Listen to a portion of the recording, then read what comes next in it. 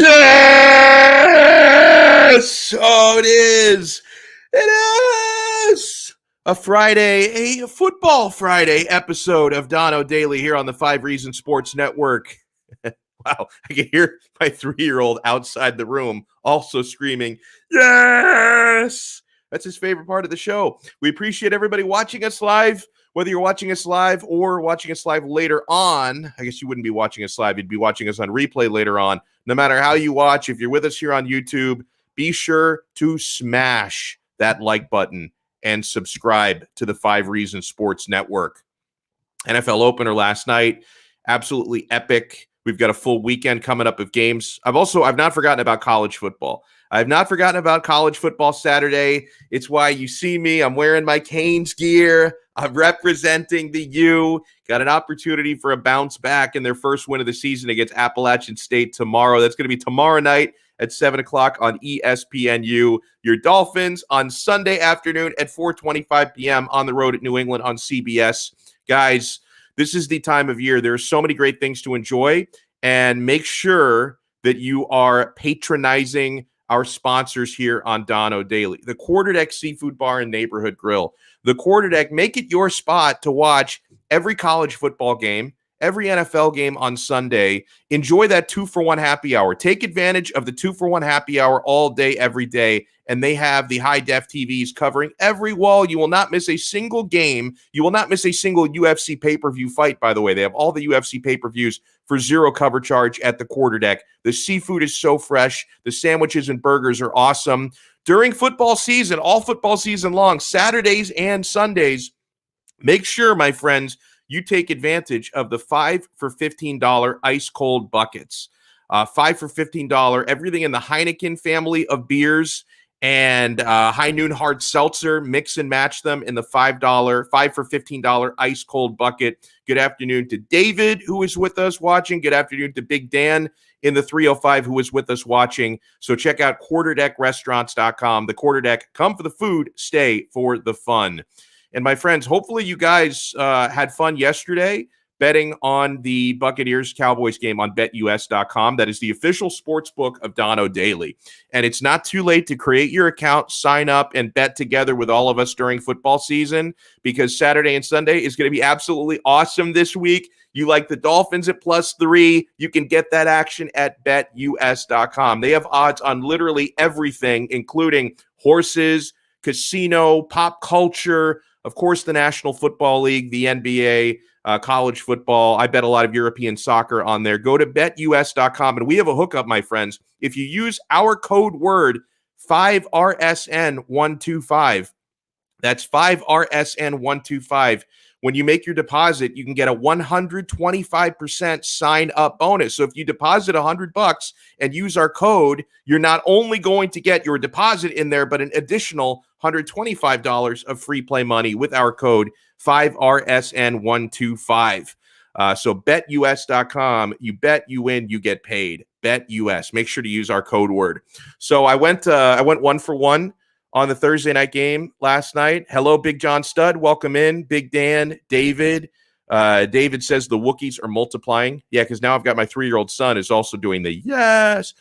I'm going to try and I'm going to videotape him doing that on my phone and post it later today so you guys can see how little Luca does it, if he does it better than Dad does it. So I went 1-1 yesterday. I bet over 52.5 Buccaneers and Cowboys. That was like taking candy from a baby. That was automatic. I had no doubts that would hit. That did hit. But then, guys, last time I ever take gambling advice from Sean Stanley. In fact, Sean Stanley is suspended. He's not on the show today. He's going to be back with us on Monday. But we suspended him for a show to make an example out of him because Sean Stanley, he sweet-talked me in to Tampa Bay -9.5, like they were going to have no problem whatsoever with Dallas. Dak Prescott looked fantastic. And, Dallas, as we expected, they were having trouble running the football. Zeke Elliott, this was not his day. That was to be expected. The Tampa Bay Buccaneers last year had the second best rush defense in the entire NFL. They looked every bit of that last night. But Prescott was really good. CeeDee Lamb, Amari Cooper were awesome. But then on the flip side, incredible game. Rob Gronkowski got off. Antonio Brown got off. And guys, you give Tom Brady a 1-point deficit and you give him the football back with a minute 24 to go and a timeout, the script writes itself. He's been doing this for 22 years. You give Tommy Brady the football, only needing a field goal drive, not even a touchdown. That's too easy. You give Tom Brady the football, a minute 24 to go with a timeout, down a point. What do you think is going to happen? And listen, the superlatives are flying for Brady. I can't even describe how incredible it is what he's doing, no matter how old you are, whether you're 22 years old, 25, 28, doing what Tom Brady does routinely, winning these Super Bowls, leading these game-winning drives in crunch time is incredible. Then you add in the fact that Mr. Brady is 44 years old. It is just a thing to behold. Pull up some of these tweets for me. First of all, and I did not realize this until I saw this stat last night, Fox Sports NFL pulled this out. Obviously, the Dallas Cowboys, different conference, different division, yet Brady, 22 years in the league, has faced every team in the league multiple times. The Dallas Cowboys have never beaten the GOAT. Tom Brady, whether a Patriot or now a Buccaneer, 6-0 all time against the Dallas Cowboys. And yeah, last season and this season, he is in the same conference with Dallas, but spent most of his career over in the AFC. But 6-0 is Tom Brady against the Dallas Cowboys. Bleacher Report puts this out. Remarkable. Tom Brady showed no signs of slowing down in the Bucs season opener. 32 for 50 through the air, 379 passing yards, 4 touchdowns, 2 interceptions, but one of those interceptions was the Hail Mary to end the first half. Hail Mary interception doesn't really count the same way in my eyes. The other one was on a tipped ball, not Brady's fault. As far as I'm concerned, no interceptions thrown by Brady, and he had the game-winning drive last night. The legend continues, and NFL puts out there another big game from the duo of Tommy Brady and Rob Gronkowski. So Brady, 32 completions, 379 passing yards last night, 4 touchdowns, and a win. Rob Gronkowski, 8 receptions, 90 reception yards, 2 reception touchdowns, and a victory. One of the most prolific pairs in National Football League history. It's really incredible. And it's one of those things, I know, especially in the NFL, I don't believe in moral victories, but I do think that Dallas Cowboys fans can at least have their head held high from last night, because if nothing else, whatever concerns you had about your quarterback who hadn't played in 11 months and had a really brutal ankle injury and then was injured with a shoulder throughout camp, he looked really good. So yeah, the GOAT gets it done last night. Let's bring in the sports handicapping GOAT. He is the Tom Brady of ParamountSports.com. We bring in Lee Sterling, who joins us on Fridays. Lee, NFL kicked off last night. How did you do last night, by the way? I hit the over, but then I was a little bit too bold on Tampa Bay with that big spread, so I lost on Tampa, but I hit the over. How did you do? I lost on the game. So it wasn't my day, but it happens. But I enjoyed the game. It's a fun game. I liked how both teams felt they had the advantage in a really hot night to go after the defense. You saw a bunch of guys on defense cramping up, and so both teams have running games, and I think they'll be certainly balanced throughout the year. But just shows you, I mean, if you think that AB is done, not even close. Not even close. And CeeDee Lamb, I mean, scary. If he wasn't coming back from COVID, he might have had 200 receiving yards. So it was a fun game to watch. Just don't like to see Tom Brady end up on top. So see, I don't mind it. People get mad at me because I'm a lifelong Dolphins fan. I know I'm wearing Canes colors today. We'll get to them. I'm a lifelong Dolphins fan. So, Brady, of course, held the AFC East hostage for 20 years. But yet, I respect Brady. I cannot dislike the greatness, 44 years old. It's incredible what he's doing. So Dolphin fans get on me sometimes for being very pro Brady. And it's easier to have a pro Brady agenda now that he's no longer a Patriot. I found it very hard for a couple of decades, right? But it's a little bit easier now. Before we get into your preferred picks for the weekend, and maybe a couple of these games are included, but I like to ask you about the local teams. We're joined by Lee Sterling, ParamountSports.com. Before we dive headfirst into the NFL, college football, Lee, my Canes need to bounce back, hopefully in a big way. They're going to face a team that, listen, I know Appalachian State gets a lot of respect, the Giant Killers. Right. The 14 years ago they beat Michigan. Not a cakewalk opponent, but this is not Alabama anymore. Miami are an 8-point favorite in this game. Do you like anything in Miami hosting Appalachian State tomorrow? So if Miami would have played decent last week, and here's the problem I have about last week. Personnel, Miami didn't match up. Let's be honest. Yeah, but not at all.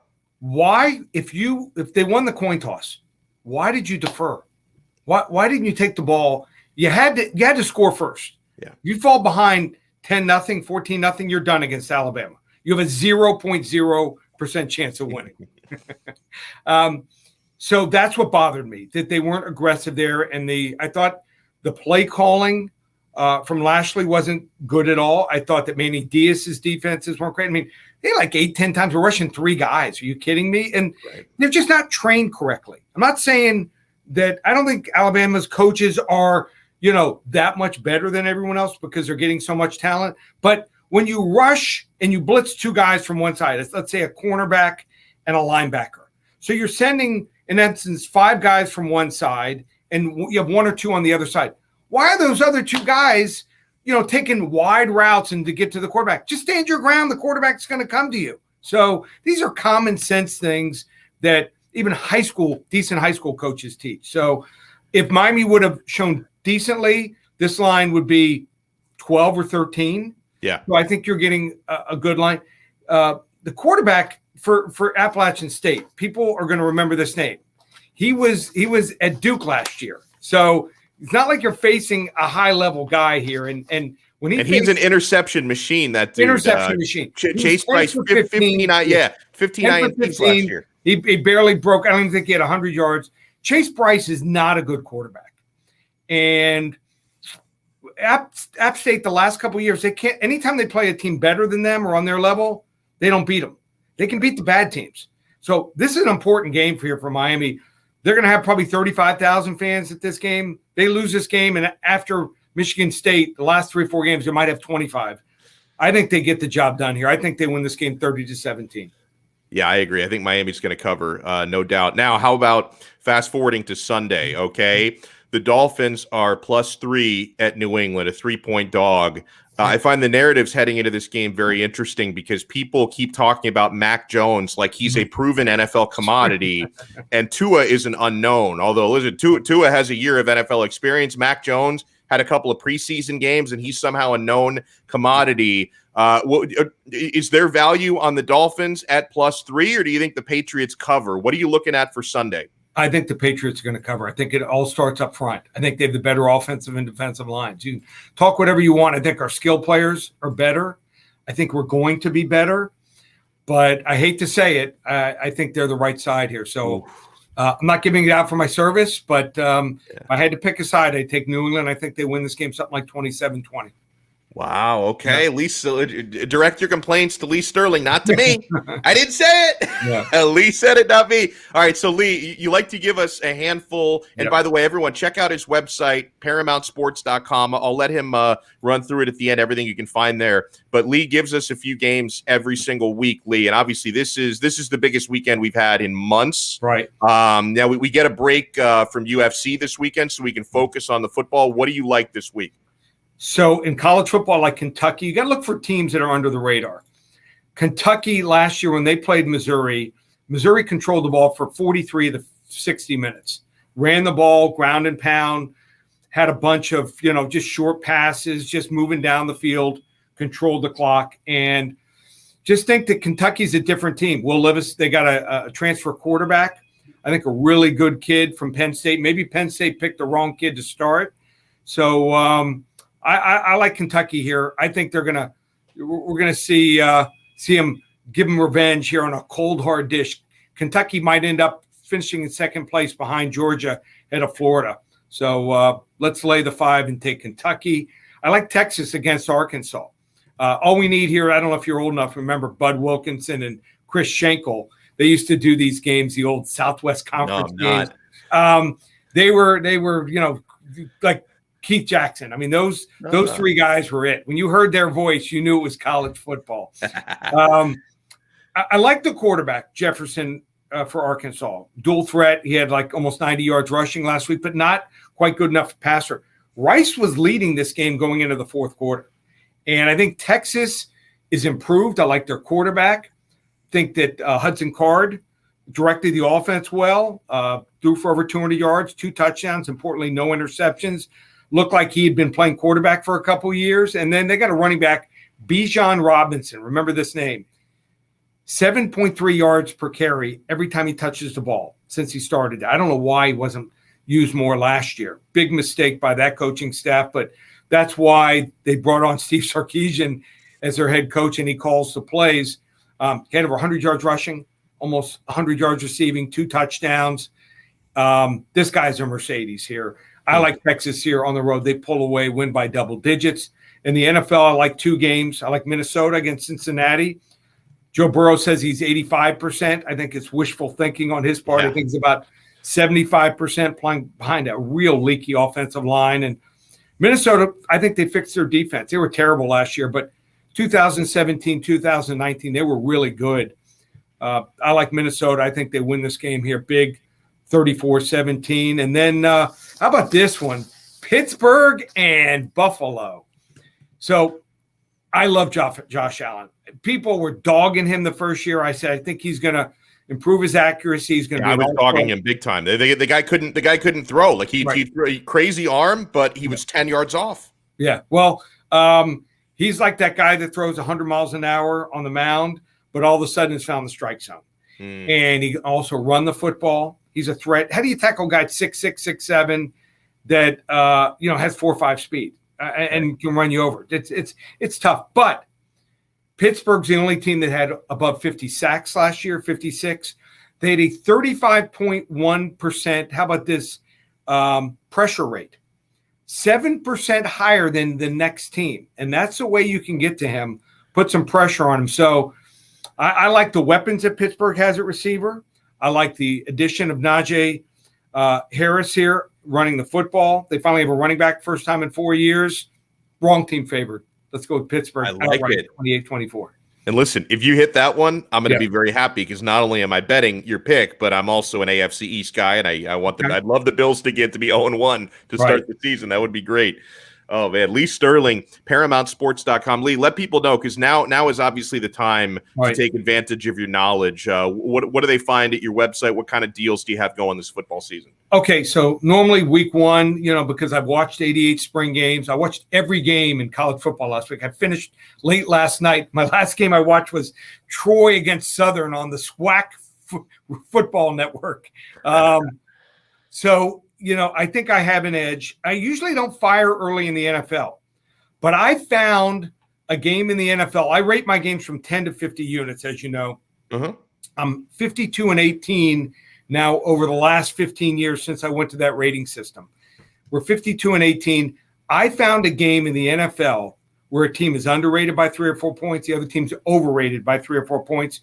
Injuries on one side, people don't realize will play a big factor in this game. Weather, I checked, is perfect. I'm going to fire with a 50-unit play in the NFL week 1. Never done this before. I'm going to text it to you. So when it starts, you know how my 50 units are in UFC. Oh, yeah. Money. We've been over 75% in every sport on our 50 units. So I'm going to text it to you now. As soon as it kicks off on Sunday, tweet it out.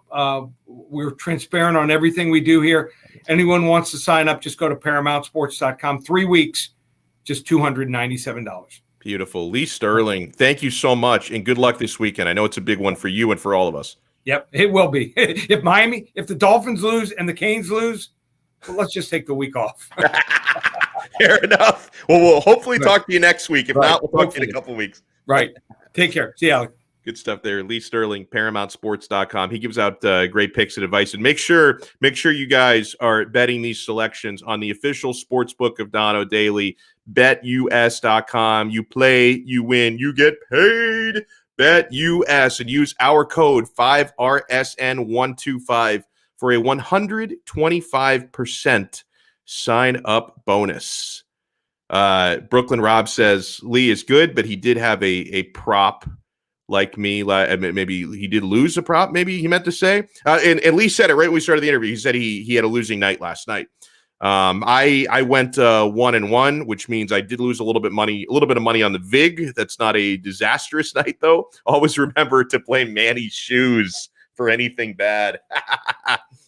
David is always bringing the heaters. Hello to David. Hello to Brooklyn Rob. Hello to Big John Stud. Everyone watching us live on YouTube and watching back the replay on YouTube.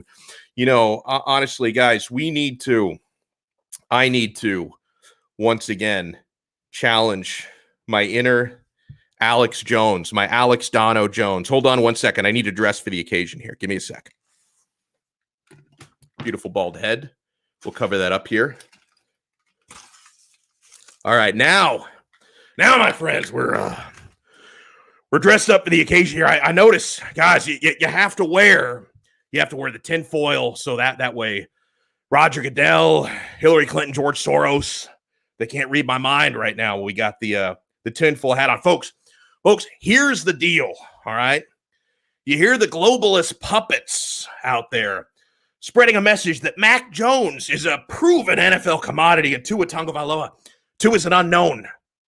I don't know if they hate this guy because he's a God-fearing Christian, or they hate him because he's Hawaiian, or they hate him because he went to Alabama, but it doesn't make any sense. Mac Jones went to Alabama. If you are watching this transmission, you are part of the resistance. They are discrediting Tua on ESPN. They're doing it on Fox. They're doing it on NBC. ESPN owned by Disney. Fox owned by Disney. Disney owned by Disney. All of them, including NBC, by the way, are secretly run by the Illuminati. So you see these conspiracy theorists going around. And look at this, guys. This is ridiculous. Thank you so much to Prophet for tweeting this out. ESPN Radio saying Tua is a question mark. Keyshawn from Keyshawn J and Max, I guess no more Zubin. So he said, quote, "We already know what we're getting from Mac. We have no idea what we're getting from Tua." Like, what? Hold on. How is we know what we're getting from a rookie who's never played in the NFL before, played in the preseason. How guys, this is the conspiracy. These are the globalists. These are the people who do those experiments on frogs. And thank God I have this tinfoil hat on right now, because they're not reading my mind. I have clarity. I don't have the liberal puppets and Roger Goodell trying to read my brain waves. I am actually protected right now. And I told David in the chat that I actually literally have a tinfoil hat ready to go today. I wear this so that they don't read my mind. And he says, my God, he wasn't kidding either. That's going to protect me from the rhetoric of Mike Florio and Colin Cowherd. Guys, this is our only weapon. This is our only weapon against this propaganda that goes out there. And pull up, Manny, this 5 Reasons Sports tweet as well. Ethan. That was a good movie, by the way. Signs. Ethan tweeted this out. Cam Newton, former Patriots quarterback, was released in favor of Mac Jones. Cam Newton just said that Mac Jones would not have been comfortable having him as a backup quarterback. Yet Tua had to deal with the Ryan Fitzpatrick, Chan Gailey love affair his entire rookie season after no preseason, coming off major surgery, and yet still no context. It's just the ESPN Patriots machine, he says. It is crazy because how come? So people look at this and say, oh, well, this is really good that Mac Jones can just focus on going out there and playing and learning and growing and interpreting the offense. He doesn't have to have the awkwardness of Cam Newton being his backup, that would have made him uncomfortable. Yet last year, instead of giving sympathy to Tua for having a veteran, Ryan Fitzpatrick, and an offensive coordinator who tailored that playbook to Fitzpatrick and never adapted it for Tua. And, anytime Tua struggled, you knew Fitzpatrick might come in and finish out a game. Yet Tua got blamed for that. So in Tua, and I don't know if Tua was uncomfortable or not, is the thing. but it was awkward. Like, it was awkward for Tua having Ryan Fitzpatrick behind him last year and coming in to finish games, and Tua could be benched at any time, theoretically, for Fitz. It was uncomfortable for me as a Dolphins fan, and yet the media blamed Tua for that. How come Tua is not good enough to keep Fitzmagic off of the bench? And now with Mac Jones, Cam Newton comes out and says, Mac would not have been comfortable having me as a backup. And yet people are like, oh yeah, he's right. Power to Mac Jones. Now he can focus on being better. So how come Tua was not given the same sort of treatment? I'm telling you guys, this is a Manny, is it okay if I take off the tinfoil hat now? I'm ready. I'm ready to let the Illuminati back into my brainwaves. Can I take it off for a moment? Okay, I'm getting the thumbs up from Manny. Hold on. Folks, you're watching this right now. You're now enlightened. I know the government, they're going to try to erase your memories. They're going to try to wipe out your brain here. Make sure you don't remember anything you learned today. But we're going to go back. Alex Donno Jones is just going to be back to Alex Donno. Let me put the Canes hat back on here. I don't know. I guess I know that our guy Lee Sterling said that the Patriots are favored, that being the right side. I think to him it has more to do with the Patriots defense than it does with Mac Jones. I'm still not comfortable. I think I'm going to respectfully disagree. I'm betting Dolphins money line in this game. And if Lee's right and I'm wrong, we'll all have a laugh about it on Monday. When he joins us next Friday, we'll talk about it. I'll never doubt him again. It's still hard for me as an NFL bettor. And yeah, I'm biased towards the Dolphins. I will admit that. I'm trying to take my bias out of this. If I just look at it objectively, it's hard for me to back a rookie quarterback making his first NFL start, and he's favored in doing so. Patriots are -3 in this game. They're a field goal favorite in this one. It's hard for me to do that, but I do think that, you can't look at this and automatically think it's going to be a cakewalk for the Dolphins, because theoretically, you should be able to, especially a Brian Flores defense that can disguise coverages really well, and it's hard to tell what sort of a base they're in. He learned from the best. He learned from Belichick. Look, a Brian Flores defense with solid personnel is not the type of defense a rookie wants to make his first start against, but it's not automatic, okay? Because I thought Jason McCourty, and maybe Jason McCourty is a Patriot spy because his former Patriot, his twin Devin, is a Patriot. But Jason McCourty actually had a really sensible quote on Mac Jones. I thought this was really well said. He said, quote, "I just think for us, there's no film of him. I once had a coach say, prepare for war in a time of peace." He continued, "I think sometimes you look at it and you're like, oh, there's a rookie quarterback, we'll be all right. And you have no idea what this rookie quarterback is going to go out there and do week 1 of the season. You know he's prepared for the moment or he would not be out there." So I think the message is here, and I don't doubt this team's mentality under Brian Flores. I can guarantee you that every chat he's having with the team, specifically the defense, every chat that Flores is having with his guys, he is reiterating the idea that do not underestimate Mac Jones. Yeah, we don't have a lot to go by, right? His college film, how much that's going to translate to the NFL, probably very little. We don't have any NFL film outside of some preseason snaps on this player. So you have to be prepared for everything. Do not take him for granted. Do not take him lightly. Prepare for war in a time of peace. I think that is an unbelievable quote. And listen, to me, if you look at each side of the football, as far as Mac Jones goes, his matchup against the Miami Dolphins secondary is going to be very interesting. Not to discount the Dolphins front seven, but the secondary, I think the Dolphins can come away with a couple of interceptions here. When you have a guy like Xavier Howard, who is the second-ratest corner in the entire NFL last season and had 10 interceptions, and then Byron Jones blanking the other side, covering the tight ends. Covering the tight ends is going to be really important as well. You have the tight end stopper, Eric Rowe, and I think Javon Holland can be another tight end stopper. So you should be able to do a nice job in coverage against New England's receivers and against New England's dual threat at tight end. So Mac Jones going up against the Dolphins secondary, I think, is really important. Now, obviously, for the Dolphins defensive front, you want to be in his grill and making him uncomfortable all game long. And then on the flip side of it, for Tua Tagovailoa, I fear the Patriots pass rush more than I fear their secondary right now. Their front seven last year, they had guys opted out due to COVID. You've got Dante Hightower, an opt-out from last year, back. You've got the arrival of Matt Judon in that unit. So this is not going to be a picnic for Tua. And for the Dolphins offensive line, this is a big opportunity. You know, if Austin Jackson, who's been on the COVID list, the quarantine list this week, assuming he can't play, what a chance this is for Greg Little at left tackle, because he's number 2 on the depth chart. So if Jackson cannot go, you would assume Little would be the guy to give it a go. I was cautiously optimistic with what I saw from Greg Little in his limited time, because he arrived late, of course, but in the limited time he had after coming over in a trade from Carolina in practice and on the preseason field, he looked better than I expected. There's no secret to why this guy was drafted 37th overall a couple of years ago, early second-round pick. The potential and the athleticism is there. I'm hoping a change of scenery does him well, because Carolina, they essentially fired him. I mean, they traded him away for a 7th-round pick during training camp. That tells you if they hadn't found a trading partner to get a late-round pick, they would have very likely cut him before the season started if they couldn't trade him away. So he essentially got fired from his previous job.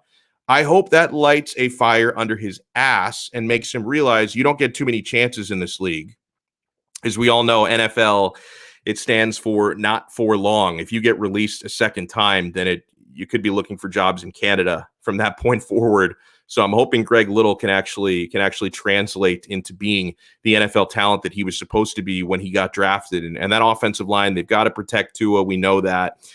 I think the world is in for a big awakening, right? And again, going up against the Patriots defense will be no picnic. The same can be said for the Patriots going up against the Dolphins. And that's one of the reasons why I think the over-under for this game is around 43 points the last I checked. I'm actually thinking we could go under on this one. I think it's going to be like a 17-10, 17-13 type of score. I think it's going to be a really low-scoring game. But I think the Dolphins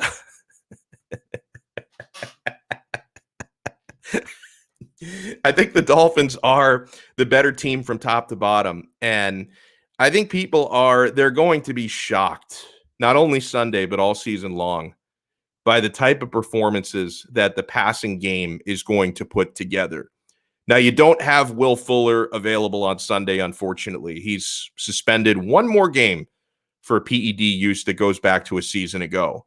But you still have the experience and the catch radius and playmaking ability of Devontae Parker.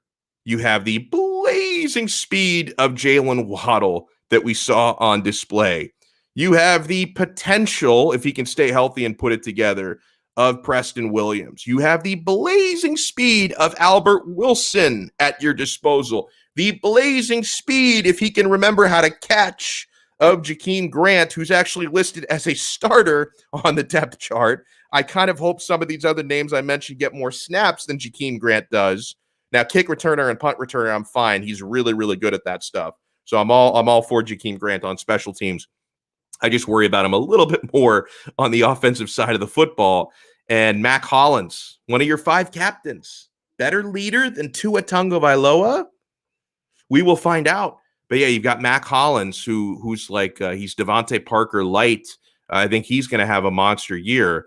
So it's crazy because even without your big acquisition at wide receiver in Will Fuller, you still have an incredibly deep wide receiving core. And I hadn't even gotten to Mike Gesicki on tight end, the ultimate mismatch. So I think the Dolphins are going to be fine. And I think that offense, I'm not saying you're going to be scoring points for fun on Sunday, because the Patriots defense, I think, is going to make this a little bit more of a chess match. But I do think the Dolphins have the better side. And yeah, despite the fact that, so many people were underwhelmed by Tua last year, Manny, I would still take Tua in better physical shape and with better weapons in his second year than I would take Mac Jones making his first NFL start. The media is being ridiculous with this. And I don't blame you, because I look at the Patriots defense. I mean, they might have a couple guys that we probably remember, but they don't have, personally, they don't have those star players that you can probably say, well, he's going to cover this guy. This guy can rush on a consistent basis. And this is where I think the Miami offense just has plenty of weapons to go with. And there's just so much scheming-wise and zone play that you can do in the NFL that at some point the talent's just going to overpower itself. Like if you look at last night, right? You look at the Bucs defense. they're really, really good. But what was their one weakest link? Their secondary.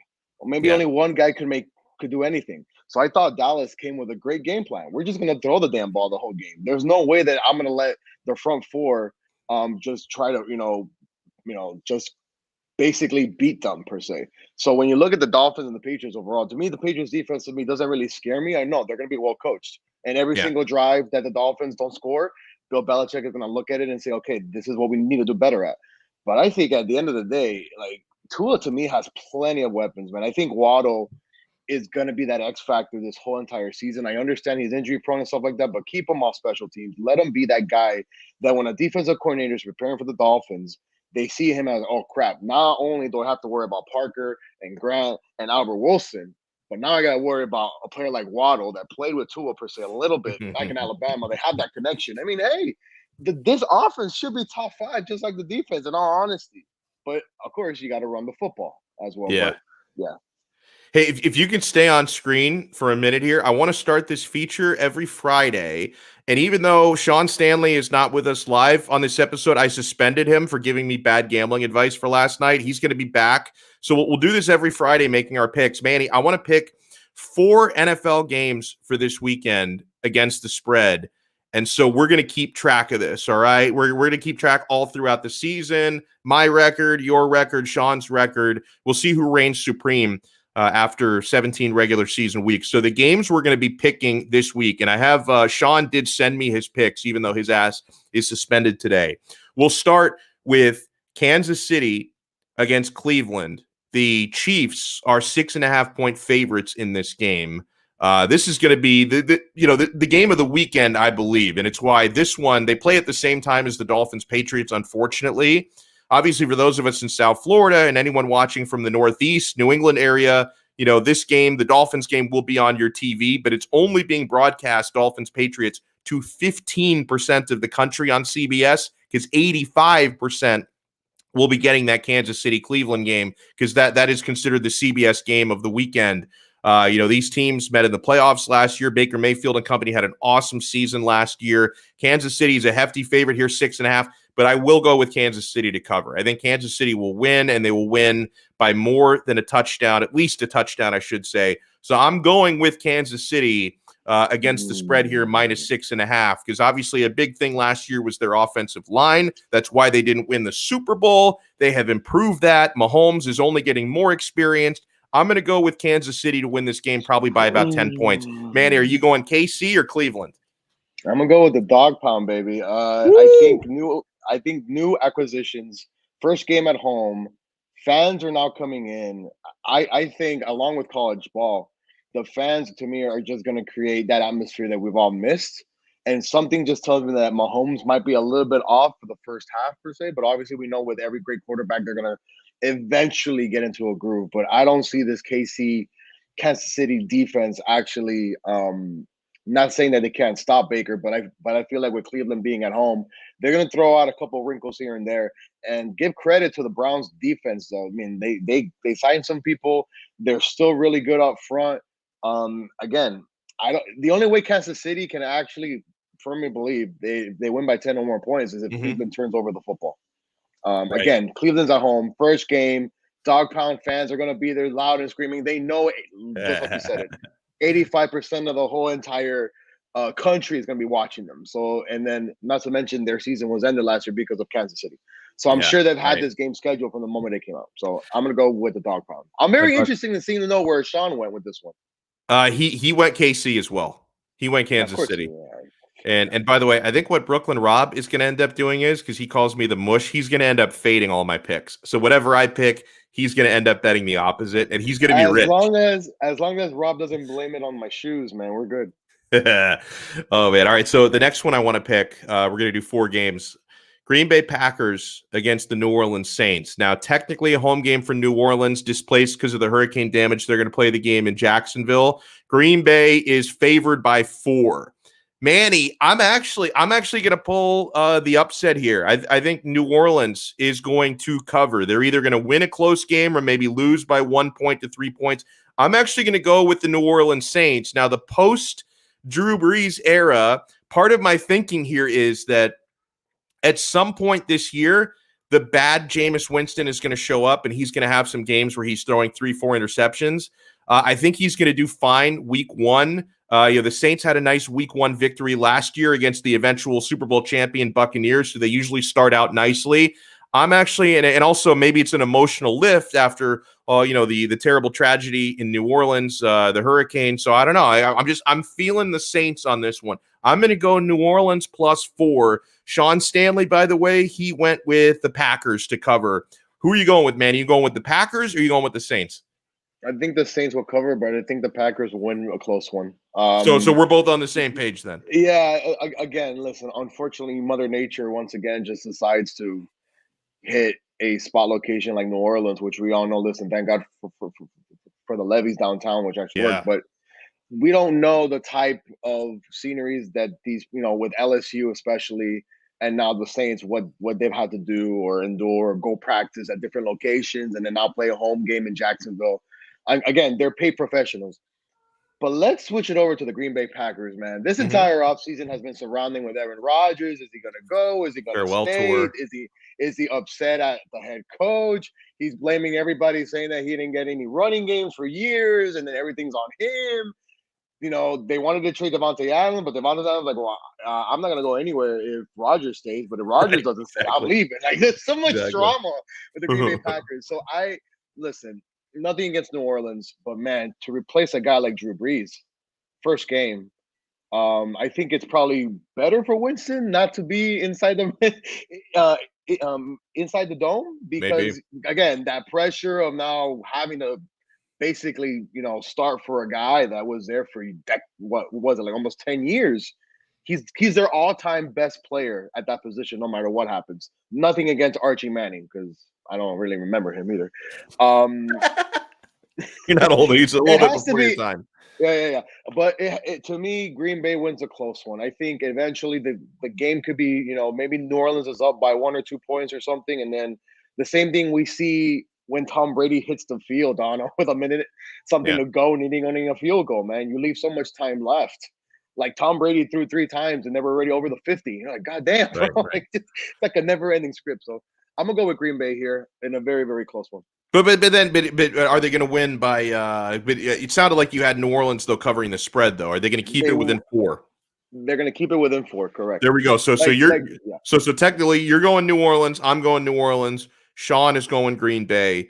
So the next game I want us to pick, and this is not one of the best games of the weekend, but I think there's a couple good storylines here. I want to go with New York Jets at Carolina. Carolina is a 4-point favorite here. Now, this is interesting. Obviously, AFC East, we want to keep our eye on the Jets. Not to mention, it's the Sam Darnold revenge tour, right? Now, this one's going to be in Carolina, but he goes up against New York. Both of these teams are bad. Obviously, the Jets, at least right now, maybe have a brighter future at quarterback, because I'd probably, even though, again, he's not proven anything, I might feel better long-term about Zach Wilson than I do about Sam Darnold. I think there's a reason why the Jets chose Zach Wilson over Sam Darnold, but I'm actually leaning to Carolina, Manny. I think Carolina is going to win this game by about a touchdown. So I'm only expecting the Jets to win 4 or 5 games all year. They do not get one of those wins opening weekend. I'm going with Carolina. I expect Zach Wilson to struggle against real mattering game competition. I understand he played well against Green Bay and everybody just went ballistic. Oh my goodness, like this guy from BYU, this is who we haven't seen. And they probably rated him higher rated than Tua, which I don't. Again, I respect Peter King. I respect a lot of these guys that have been doing this for years. It's just a stupid statement, man. Like, I don't know how else to put it. Either like 2020 COVID got into their head, or I have no idea what's going on. It's just plain dumb.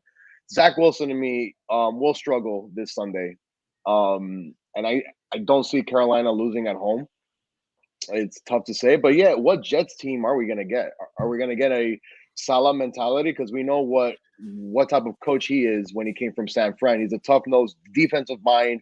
We're going to beat you up front, but he needs to get a lot more better players before even, I guess any W's get put on that board. So, and they hired Salah. They hired Salah for his mentality, But how long is it gonna take for him to erase the Gase, as I like to say? You have to erase the Gase mentality, because that team, they still have the stench of Adam Gase from his 2 seasons there. You're right. And this is not like college where you're able to go to the transfer portal and get players that you want or recruit players that you want for 3-4 years.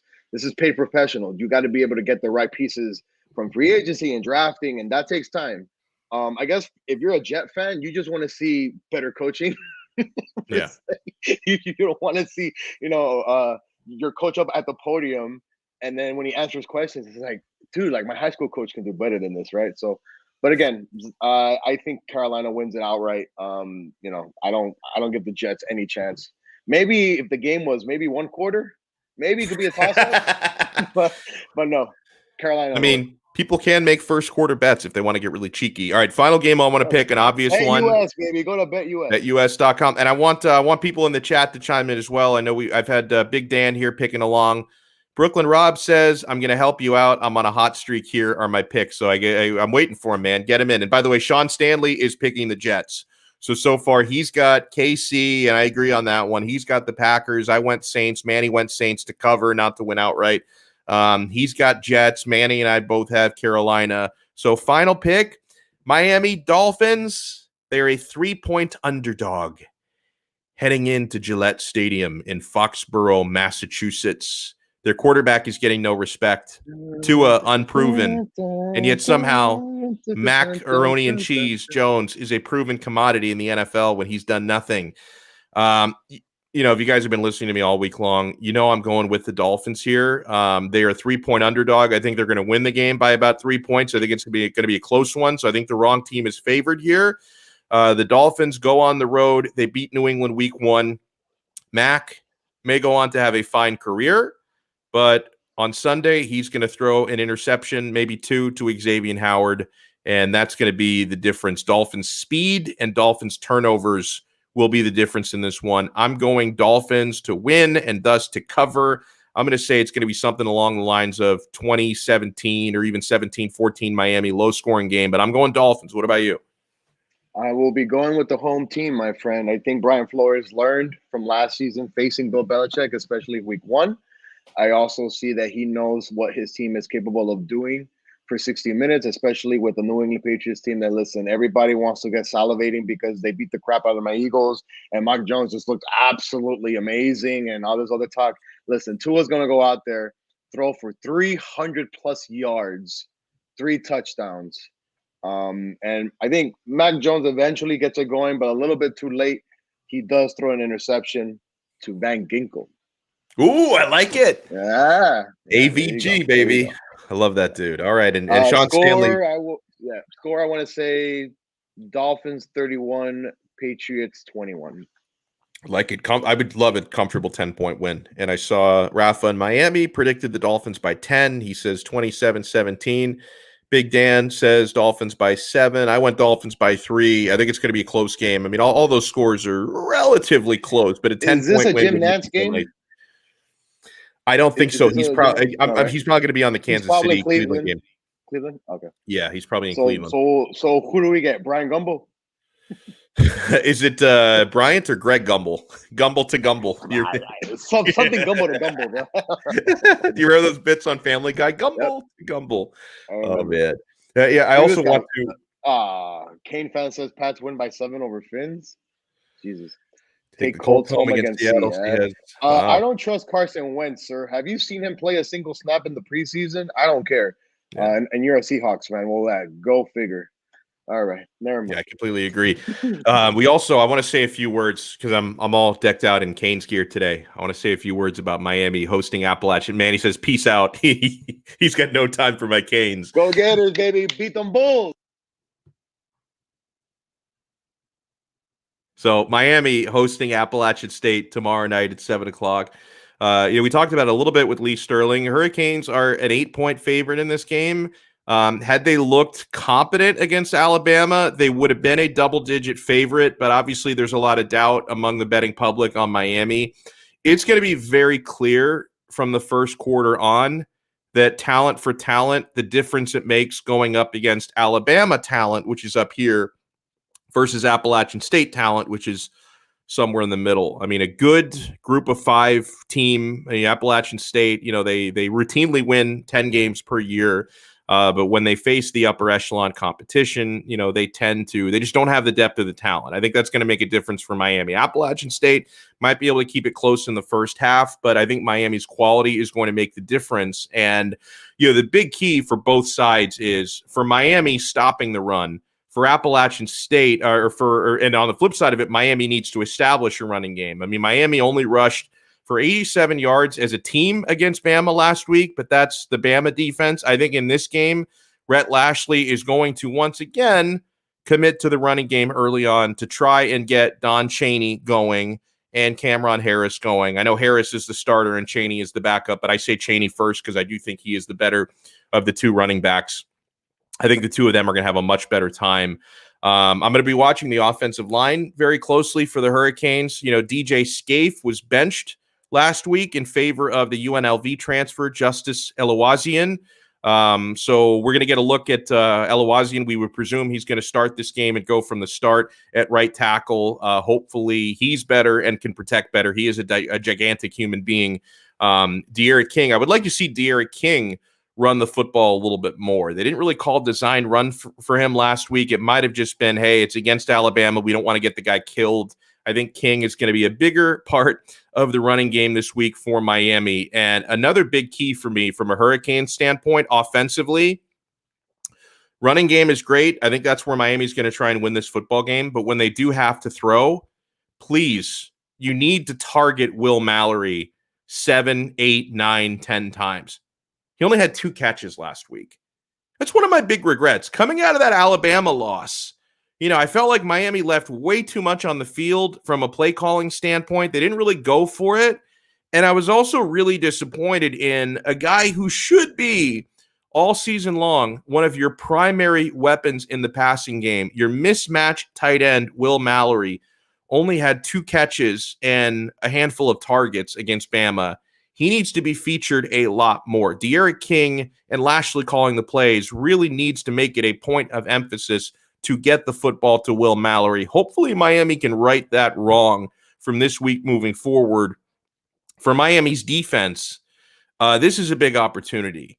Now, I know that Manny Diaz was excited last week that they held Alabama to 147 rushing yards, but what does that really mean when through the air they had like 350 passing yards? So still, you're talking 500 yards of total offense. Alabama had more success through the air than on the ground. Bryce Young was excellent. They emphasized the aerial attack more than they emphasized the ground attack. I'm still not convinced that Miami's rushing defense is fixed. And Appalachian State, their running backs, including Nate Noel, who's from down here, Miami Northwestern guy, he had 100+ rushing yards. Their other back had 100+ rushing yards last week. They're going to try to get going on the ground. Miami needs to shut them down, because if you can shut down or even limit Appalachian State's running game, then you force their quarterback, he's like a dollar store version of any average quarterback you can think of. Chase Bryce, former Clemson guy, is a backup there. He was the starting quarterback at Duke last year. He's dreadful. He's now the starting quarterback at Appalachian State. He put up some numbers last week against East Carolina. He did throw a touchdown pass, but had 2 touchdown passes, I think, had an interception in that game. And that's the book on Chase Bryce, the Appalachian State quarterback, a guy we know very well, former Duke Blue Devil. He is an interception machine.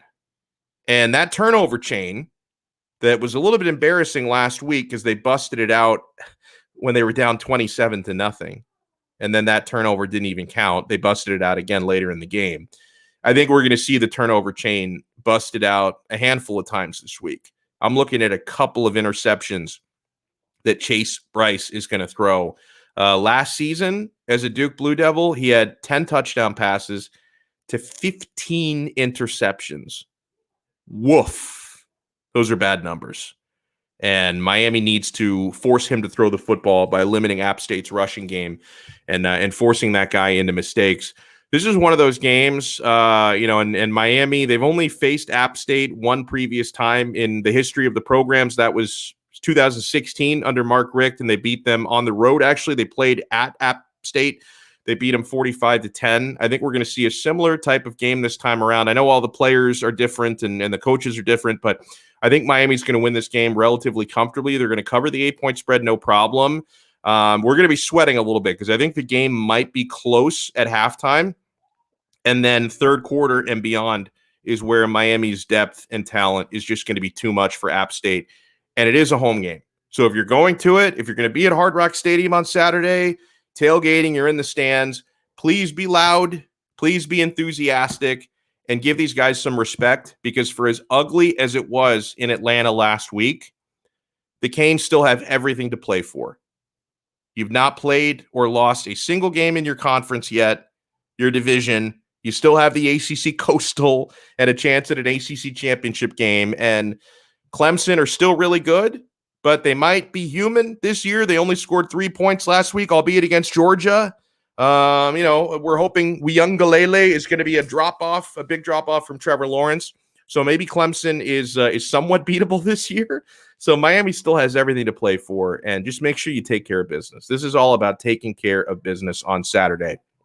Hey, guys, speaking of taking care of business, if you driving around those South Florida streets, and I see this happen all the time, it's happened to me before, if your wheels are bent or cracked and you've got issues driving the Palmetto, the Turnpike, I-95, I-75, you want to call our friends at U Brake Wheel Fix. They're conveniently located in North Miami. So no matter what part of South Florida you live in, Dade and Broward, U Brake Wheel Fix is not far away from you. And Mark and his repair and refinishing techs, they have over 20 years of experience. They are dedicated to providing high-quality repairs for cracked, bent, or damaged rims and wheels.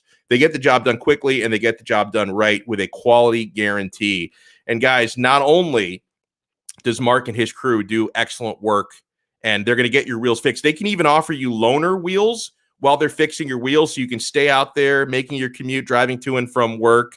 The service there is second to none. Not only do they do a great job repairing and refinishing your wheels, they can also trick your wheels out.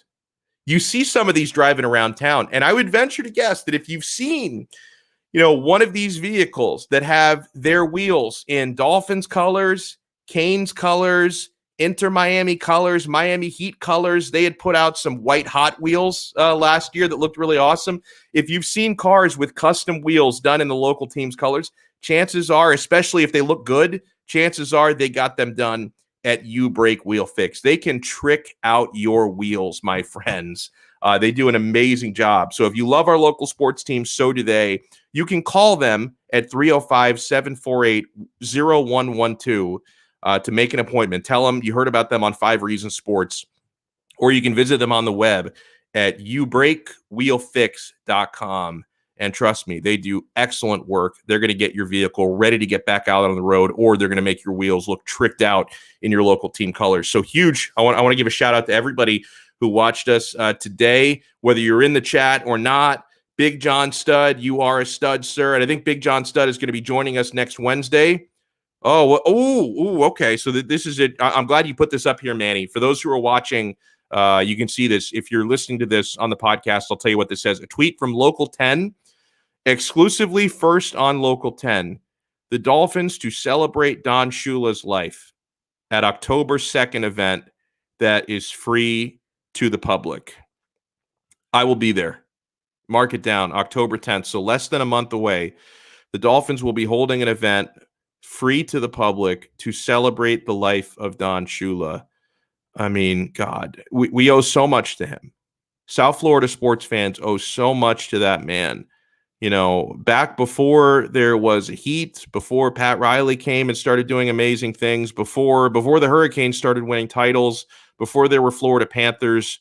You go back to the 60s, 70s when Shula took over and started winning Super Bowls and had an undefeated season. We owe everything to that man. The sporting culture of this town is owed to that man. And heck, Howard Schnellenberger, who unfortunately recently passed away as well, a few months after Shula did, Howard Schnellenberger, who started the Hurricanes dynasty, he learned from Shula. He worked for Shula on the Dolphins staff. He was on the staff of the 72 team. So it's like, We owe everything to Shula. If not for Shula building what he built down here in Miami with the Dolphins, who knows, right? Who knows if we even have a Florida Panthers and a Miami Heat, if not for the sports culture that Shula instilled down here. We may never have a Hurricanes dynasty, because who knows if Howard Schnellenberger, if we would have had that connection, he would have never built this Miami Hurricanes program. We owe everything to Don Shula. God bless him. And one of my biggest regrets was at the time when he passed away, I wasn't on any platform at that point. I wasn't on local radio. I wasn't on streaming at that point. So I never got the opportunity to do the Coach Shula farewell show. I never got that chance. I wasn't on again until like several weeks after he passed. So rest in peace. God bless. And I hope to see a lot of you. I know we have viewers that are national and international all over the country, all over the world. But for the South Florida-based folks out there, I hope to see all of you at that event October 2nd to honor Shula. And I'm gonna retweet that from Local 10. So if you follow me on Twitter, you can get an idea where that event is going to be, what it's going to be all about, so we can all show up there and celebrate the coach together. So huge thanks to Lee Sterling for joining us. Huge thanks to Manny Chang for making everything go. Huge thanks to everybody from Rafa to Miami, Big John Stud, Brooklyn Rob, Big Dan, G.A. Kane fan, everyone who chimed in today, David, through the chat line. We appreciate all of you guys. I even put my tinfoil hat on today to discuss some of these anti-Tua Tagovailoa conspiracies. There we go. I actually had a different tinfoil hat on when I posed for that photo earlier today. Look how young Joaquin Phoenix is. Man. I mean, he's aged well, but he looks fantastic there. So huge thanks to everybody. Hopefully on Monday, we will be celebrating Miami Hurricanes and Miami Dolphins wins. The next time we have a Donno Daily Show, we will talk to you guys then Monday right here on the 5 Reasons Sports Network. Ciao.